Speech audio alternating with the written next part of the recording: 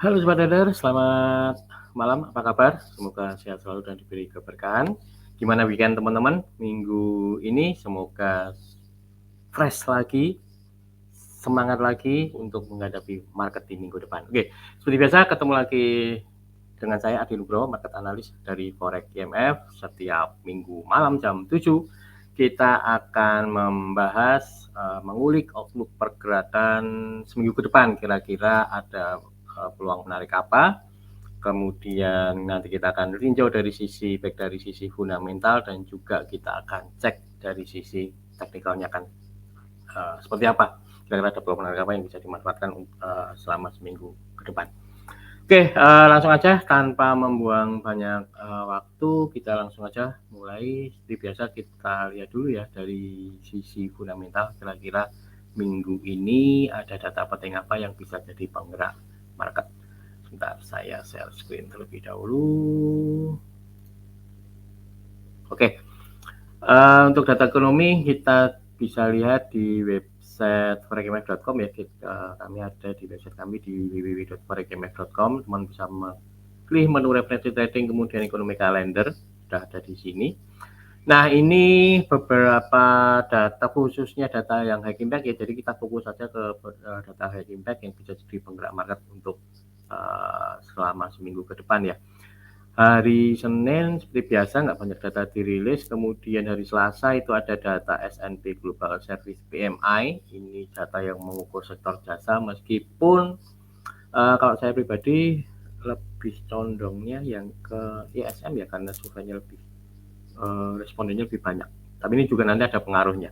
Ada pengaruhnya nanti kita pantau. Nah, buat teman-teman yang mungkin sudah join di grup VIP Telegram Forex MF untuk data-data harian seperti ini, nanti kita akan update ya, entah nanti outlooknya atau hasilnya seperti apa, bahkan peluangnya untuk memanfaatkan peluang-peluang untuk data intraday nanti kita akan update di grup Telegram VIP Forex MF. Jadi buat teman-teman yang belum join, silahkan join aja. Kemudian hari Rabu itu ada data building permit dari Amerika Serikat. Ini data izin pembangunan tempat tinggal ya di Amerika Serikat. Kalau menurut saya sih sepertinya akan turun, sesuai forecast-forecastnya juga turun ya. Saya pribadi juga melihat building permit ini, izin pendirian rumah akan turun karena ada beberapa faktor. Nanti akan saya highlight lebih lengkap lagi aja nanti di belakang ya. Kemudian new home sales, ini pembangunan rumah baru, perkiraannya naik tipis, tapi kalau saya pribadi sepertinya juga akan turun kalau saya pribadi ya. Nanti akan saya cek. Ini nanti kita akan kupas bareng-bareng. Kemudian jam 9 malam 21.00 waktu Indonesia Barat ya, ini ada pengumuman suku bunga dari BOC atau Bank Sentral Kanada.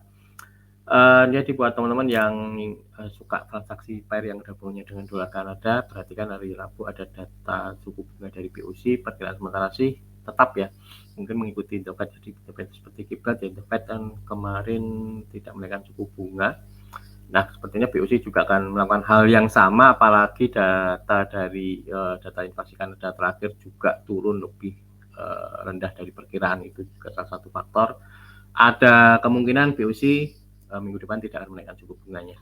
Kemudian, nah ini buat teman-teman yang suka transaksi oil, berarti kan ada data cadangan minyak dari Amerika Serikat, perkiraannya turunnya lebih kecil ya dari bulan sebelumnya.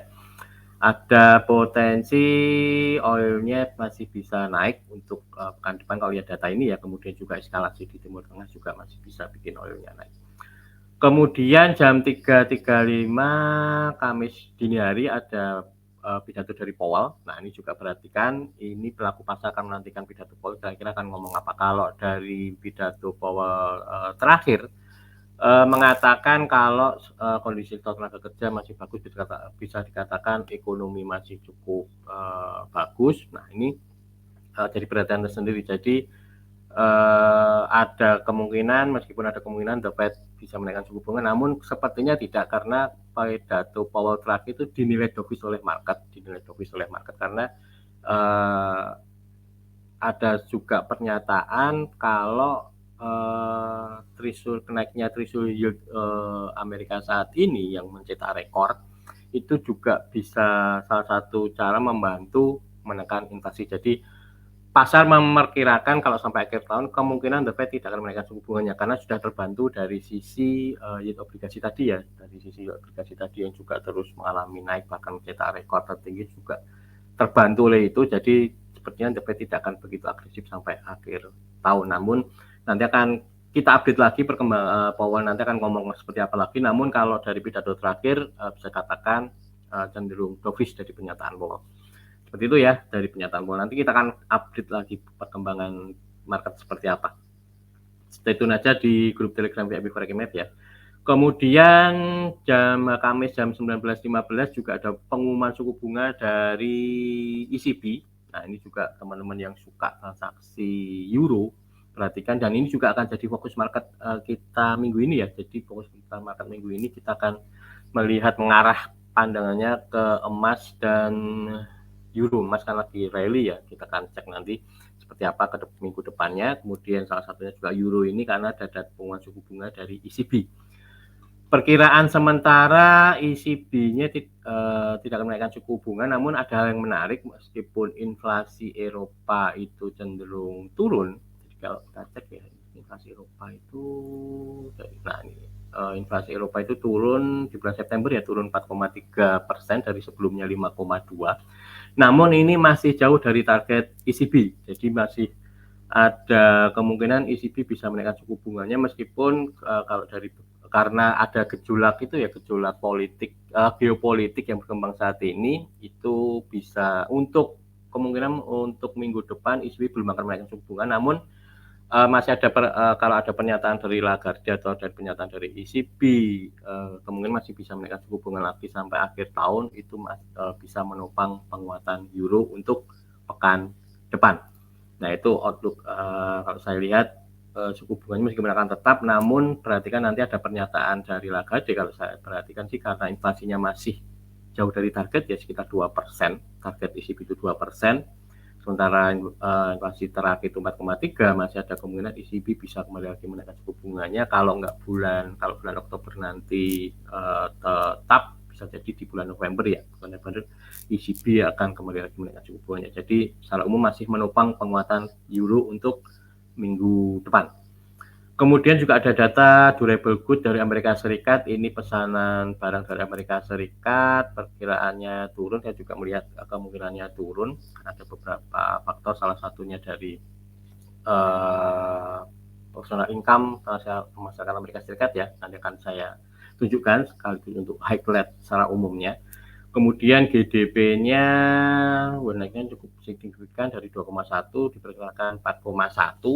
Kalau saya sepertinya naiknya nggak akan setinggi ini ya sepertinya ya.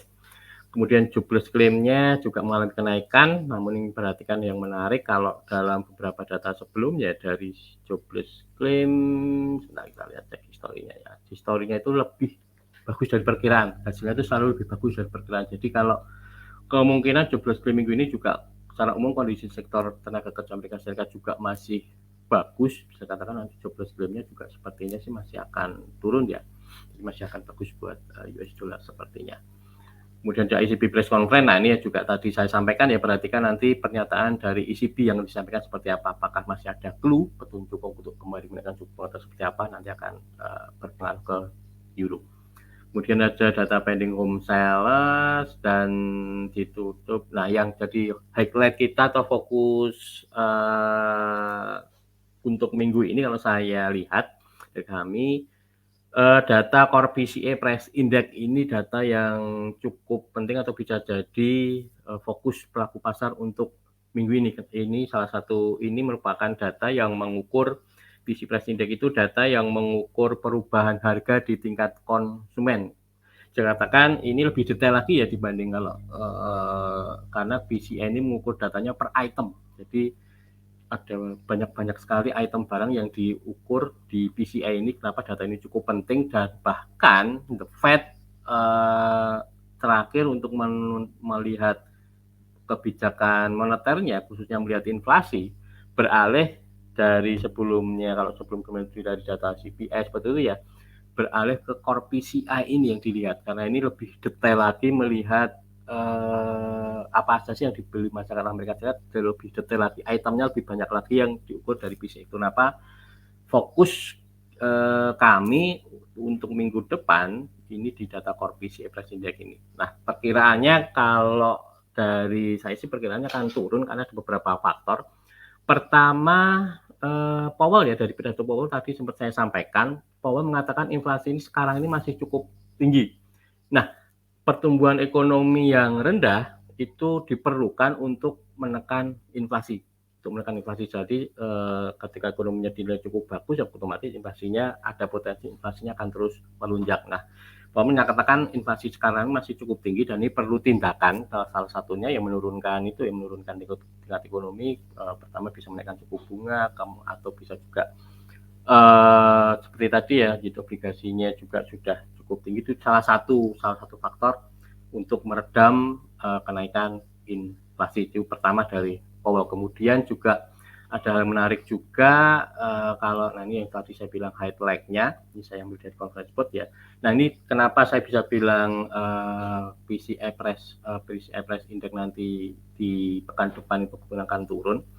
Jadi ini ada beberapa faktor yang mendukung. Pertama, kalau dibaca ini ya, ini saya bacakan ya. Consumption remain on a stable path. Jadi tingkat konsumsi itu belum begitu stabil ya, belum berada pada jalur yang stabil. Kemudian personal income-nya juga cenderung flat, kemudian yang perlu diperhatikan di personal saving rate-nya juga turun 3,9%, bahkan ini terendah dari 2022. Jadi personal saving itu tabungan masyarakat Amerika Serikat cenderung terus mengalami penurunan. Bisa jadi karena inflasi tinggi kan berarti harus butuh uang yang banyak ya untuk mengkonsumsi. Personal saving rate-nya juga cenderung turun, kemudian debt level-nya juga cenderung mengalami kenaikan. Ini salah satu faktor. Ada potensi, kenapa saya perkirakan PCI untuk pekan depan perkiranya akan turun, dan itu impact-nya dolar akan kembali melemah untuk pekan depan. Nah, itu kesimpulannya, di pekan depan US dollar masih akan kembali melemah. Kemudian ini bisa dilihat di sini ya, personal income tadi mengalami penurunan. Meskipun kalau dari sini personal income-nya naik, namun yang dilihat yang disposal personal income. Artinya apa? Personal income setelah dipotong pajak. Jadi meskipun personal income-nya pendapatan masyarakat itu naik, namun setelah dipotong pajak ternyata turun, real DP-nya turun 0,2%. Jadi pendapatan masyarakat Amerika turun, otomatis ya daya belinya turun, harga PCI perubahan harga di tingkat konsumen juga ada potensi dia akan turun. Nah, itu kenapa salah satu faktor saya lihat PCI Price Index di minggu depan turun, dan itu akan membuat dolarnya masih kembali akan tertekan. Kemudian juga ini dilihat dari CME tadi, dari Powell tadi soal inflasi masih tinggi, dan namun sepertinya pernyataan Powell yang cenderung masih dovish itu mengindikasikan kemungkinan The Fed tidak akan menaikkan suku bunganya, belum akan menaikkan suku bunganya. Dilihat dari sini CME Fed Tool Index terlihat di perkiraan pelaku pasar ya. Nah, untuk ini kan biasanya diupdate per hari nih. Kalau sebelumnya, 1 bulan sebelumnya itu perkiraan market itu The Fed tidak akan merubah suku bunganya, itu keyakinan market sekitar 73,7% perkiraannya. Sekarang itu sudah 99,9% The Fed tidak akan menaikkan suku bunganya pada pertemuan berikutnya, pada pertemuan bulan November kalau nggak salah. 99,9% The Fed tidak akan menaikkan suku bunganya, karena salah satu faktornya tadi ya sudah terbantu dari tingginya yield obligasi. Kemudian juga geopolitik sekarang ini yang kembali memanas, itu membuat The Fed sepertinya harus berhati-hati kalau menaikkan suku bunganya. Jadi kemungkinan untuk bulan November belum akan menaikkan suku bunganya. Nah, saya lihat dari sini nih. Nah, itu dari sisi fundamental, hal penting yang perlu teman-teman perhatikan dari data ekonomi. Kemudian kita nanti untuk pekan depan kami akan fokus di euro dan juga di emas, dari data PCI ini ya.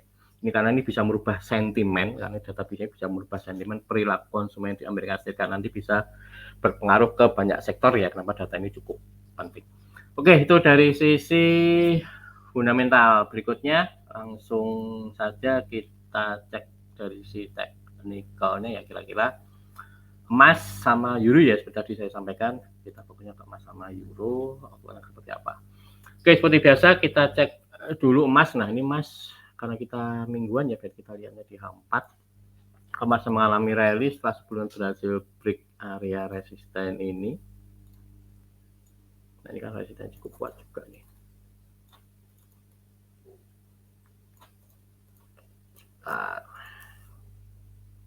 Mana ini? Ini kayaknya. Oke. Nah, bisa katakan ini resisten cukup kuat. Setelah rally naik break ini. Nah, ini ke depan pekan depan emas masih ada potensi dia akan naik. Kalau dari sini berarti ada potensi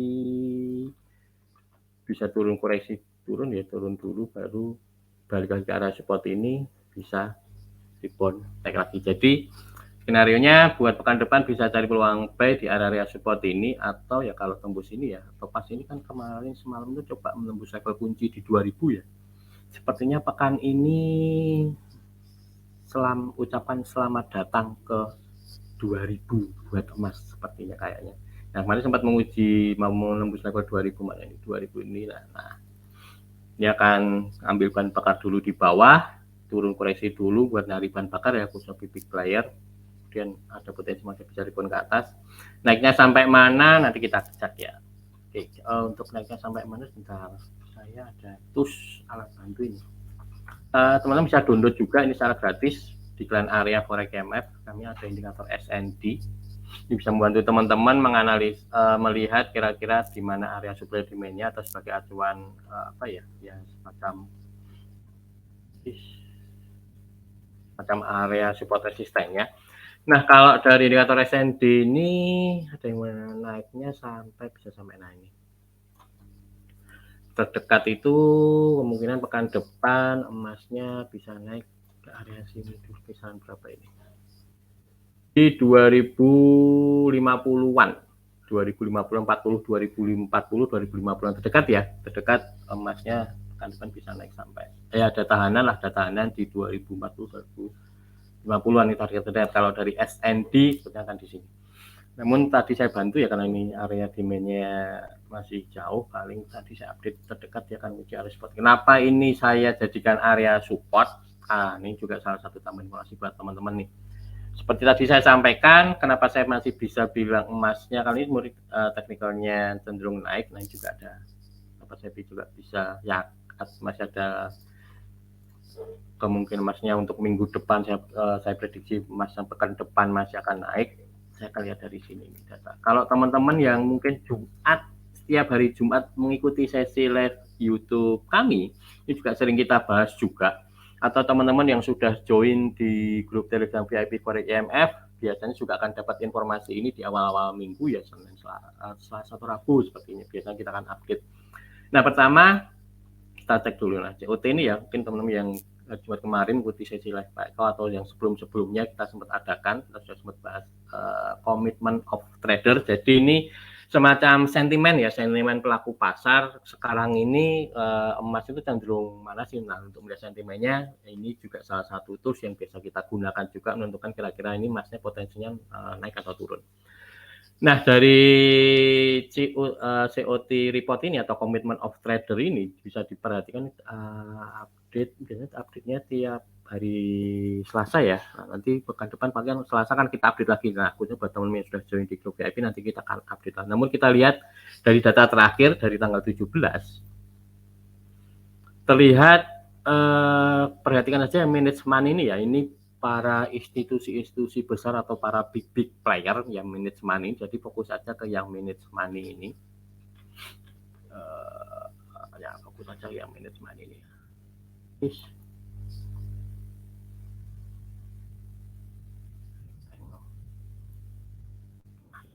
Yang ini ya, yang ini.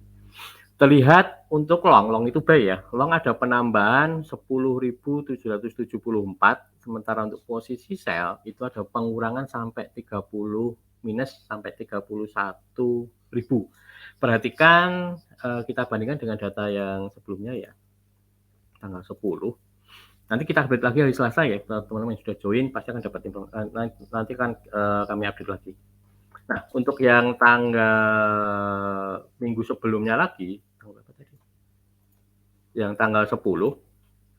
Nah, di 2 minggu sebelumnya itu sentimen market itu masih banyak yang nge-sell, terlihat dari untuk longnya mana ini? Ya. Untuk longnya itu masih minus 6 ribuan, sementara yang lupa.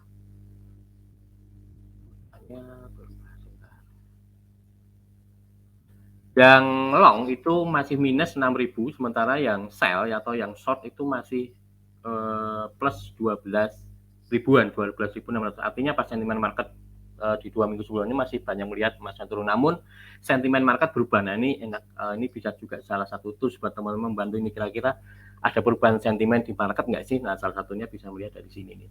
Jadi ini tadi yang tanggal terupdate di tanggal 17. Nanti kan kita update lagi, ini biasanya hari Selasa update-nya. Nah, ada perubahan sentimen ya, terlihat buy-nya sudah mulai melonjak dari tadi minus 6.000, sekarang bahkan naiknya juga tidak tanggung-tanggung plus 10.000. Kemudian yang sell-nya tadi ada penambahan berapa 12.000 ya, sekarang berkurang bahkan hampir 31.000. Artinya nah ini ada perubahan sentimen dari yang sebelumnya pelaku pasar banyak yang short atau yang sell, sekarang sudah mulai berubah sentimen ini, banyak pelaku pasar sekarang ini mulai banyak yang mengambil peluang buy. Jadi ada potensi, itu kenapa salah satu alasan juga kenapa saya juga lihat emasnya masih ada potensi naik untuk pekan depan. Sekali lagi nanti kita akan update lagi ya, dari salah kita akan update. Buat teman yang join di grup VIP, pantengin terus saja, nanti kita akan update. Nah ini pertama, jadi ini komitmen of trader untuk membaca arahnya ya, untuk membaca arahnya.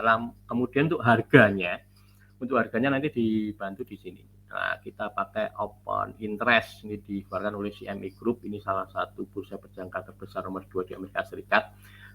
Nah kalau ini gambarnya seperti apa ya? Seperti harga yang banyak diminati oleh para trader. Jadi harga diminati oleh para trader, kalau banyak yang call ya biasanya optimis harganya cenderung naik. Kalau nanti teman-teman perhatikan di sini banyak yang putnya, misalnya di sini kecil-kecil callnya kecil, banyak yang putnya besar-besar, ya berarti harga cenderung pasar pesimis, emas ada potensi turun.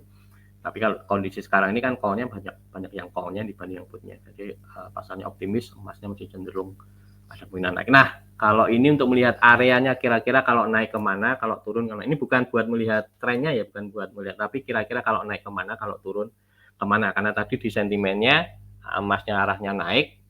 Nah, naiknya sampai mana, kemudian kalau turun sampai mana, teman bisa cek di sini. Berarti aja yang volumenya terbesar ini. Yang call ya, berarti yang call ya.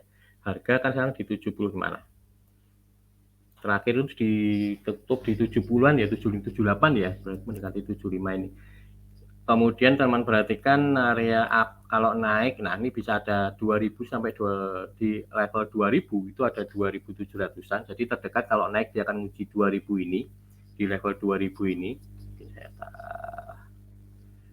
Kalau naik dia akan ke 2000 ini. Kemudian kalau level psikologis atau angka cantik atau angka kunci, soalnya macam-macam ya. Nah, ini refresh sendiri nih. Wait. Nah, mana tadi? Ayo.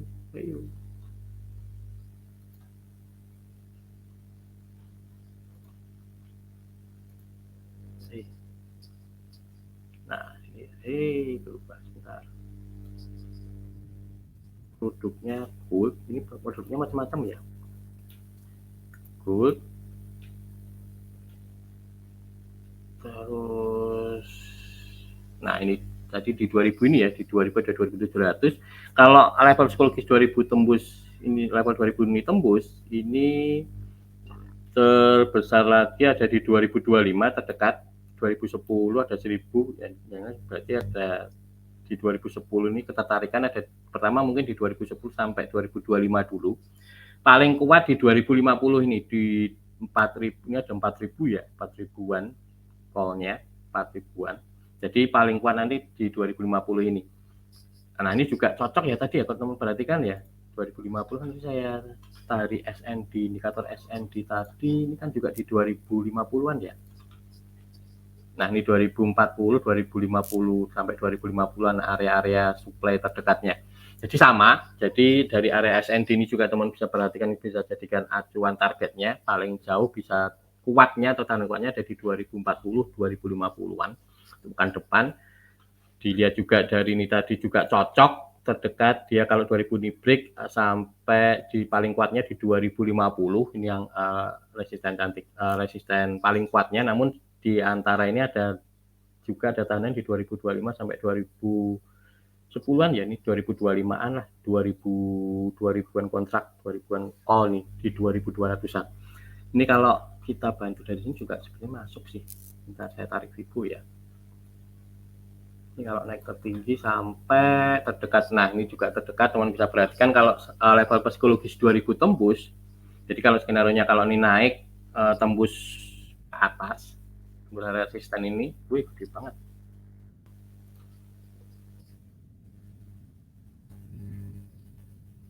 Kalau ini tembus, nah bisa ke, kalau saya menggunakan Vibo ya di 2027 cocok juga kan dengan yang tadi dari open interestnya. Jadi kan terdekat kalau tembus 2000 ini, kalau terbesar berikutnya ada di 2025 itu di 2200-an.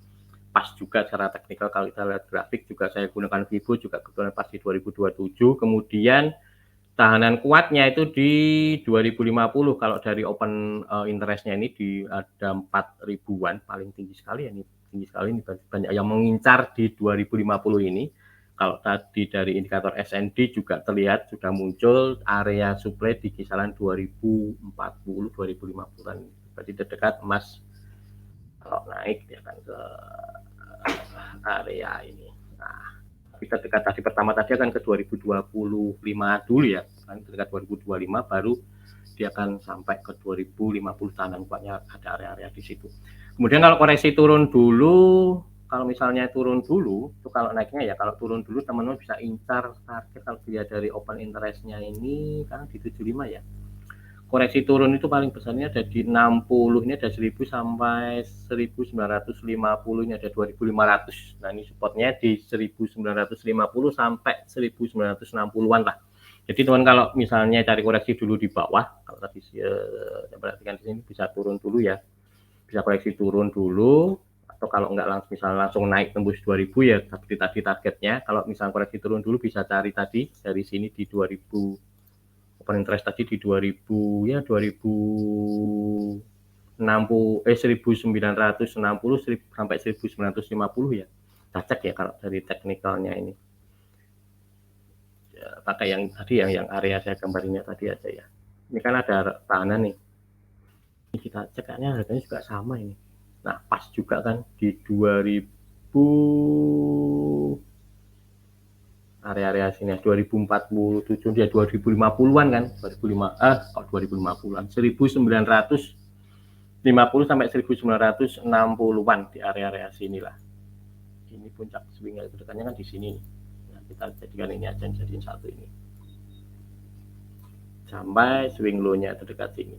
Nah, kita lihatnya dari swing high-nya ini sama swing high-nya ini sama ini ya. Puncak-puncaknya kita punya jadi area. Nah kalau perhatikan ini juga kurang lebih hampir sama sih ya, kurang lebih hampir sama ini di 2040 2060 kan berarti sama seperti ada di sini ya. Ini juga ada yang mengincar atau banyak trader berminatnya di 1950 tengah-tengahnya ini kan berarti kan 1950 kan di area-area ini ya. Nah ini bisa jadi area-area teman-teman kalau cari peluang B pekan depan ada koreksi turun sampai 1960 sampai 1947-an lah atau 1950-an, emas bisa turun sampai situ ada peluang B bisa teman-teman ambil, atau kalau tembus level psikologis 2000 juga ada potensi emasnya bisa lanjut naik lagi. Oke, itu outlook emas untuk pekan depan. Kemudian berikutnya sudah ya tadi targetnya, kemudian area entry-nya, jadi sentimennya sudah mulai berubah. Tadi dia dari sekilas untuk rangkuman sekilas untuk emas, dari komitmen of tradernya terjadi perubahan sentimen, banyak trader sekarang ambil peluang ambil posisi buy, terlihat dari longnya ada kenaikan yang sangat signifikan dan sell-nya juga ada pengurangan yang sangat signifikan. Kemudian harga-harganya mengincarnya, kalau naik kemana pertama akan uji dulu di 2000 ini, banyak trader yang minat di angka 2000 sampai 2700-an. Kalau tembus terdekat dia akan ke 2000 ya 2010 2025-an dulu. Tapi ada yang paling diincar, yang paling diminati itu kemungkinan kalau naik bisa sampai 2050 ini, sampai 4000-an kontrak ini. 2050 banyak yang pasang call di 4 atau yang berminat di harga 2050. Kemudian kalau misalnya koreksi turun dulu, ada banyak itu di 1950, atau tadi kalau dikombinasikan kita lihat dari grafik, ini ada area di 1940 sampai 1960-an. Jadi bisa dari peluang nanti di area support ini ya. Oke, itu untuk emas. Berikutnya kita coba cek euro yang tadi saya sampaikan di awal akan jadi fokus kita untuk pekan ini. Euro. Bentar, dari CAD-nya dulu ya. Oke. Euro sekilas kalau apa ini?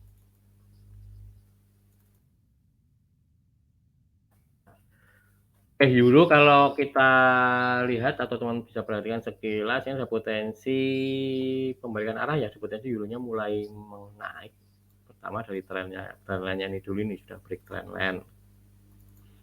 Yang sudah break trendline, kemudian kalau teman-teman juga ini juga sempat kita bahas juga di grup VIP ya, ini ada pola inverse head and shoulder, ini juga salah satu pola pembalikan arah.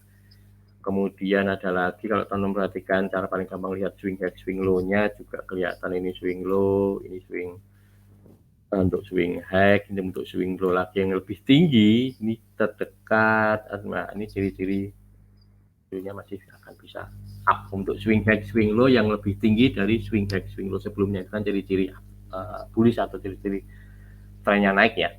Pertama itu. Kemudian kalau dilihat dari SND ini juga kelihatan jelas. Nah, ini bisa juga jadi skenario-nya untuk pekan depan. Jadi terdekat untuk euro ini kan naik, turun. Nah, ini ada berusaha naik lagi. Perhatikan area resisten ini ya.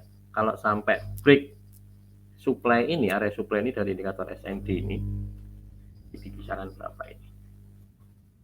Tembus area ini di kisaran ini, saya catat di sini ya, 1.06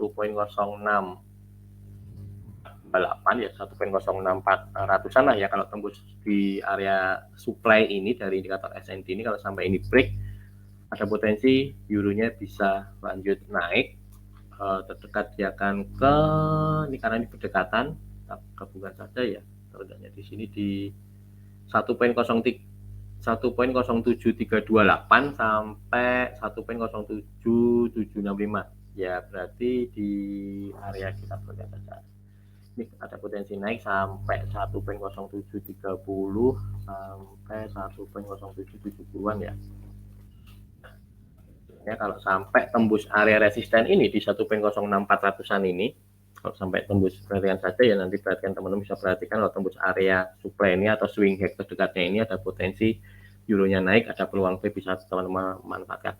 Atau alternatifnya, kalau ternyata nanti turun dulu, perhatikan aja, dia akan balik lagi ke area demand ini, itu ada peluang B, nanti juga bisa teman-teman cari kalau turun masuk area demand di 1.05.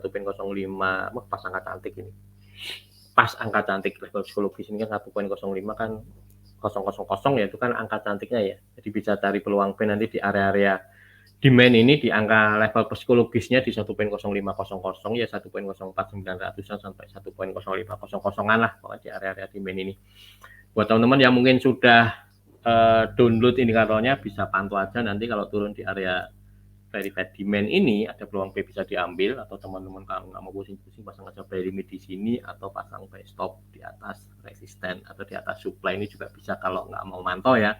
silakan ada peluang untuk pekan depan untuk euro targetnya. Kalau nanti misalnya ini turun dulu di area demand, teman-teman baik target terdekat ya di sini dulu ya, supply ini dulu ya, target terdekat, target pertamanya pasang aja TP-nya di sini, atau kalau TP atau bisa juga nanti entry 2 kali, yang entry pertama pasang TP di sini, entry kedua bisa pasang di area supply berikutnya, di area supply ini tinggal geser SL. Oke, itu outlook untuk euro pekan depan. Mungkin untuk weekly outlook atau outlook untuk minggu depan atau pekan depan, ini itu dulu yang bisa saya sampaikan. Mudah-mudahan apa yang saya sampaikan bisa membantu teman-teman melihat kira-kira ke depan ada peluang apa, kemudian ada data penting apa yang wajib teman-teman perhatikan.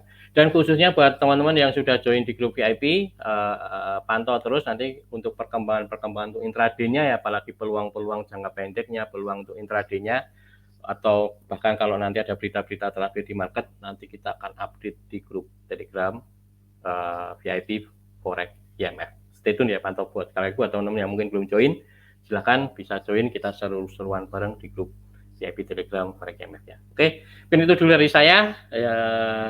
Saya Adi Nugroho, undur diri, mohon pamit. Selamat malam dan salam profit.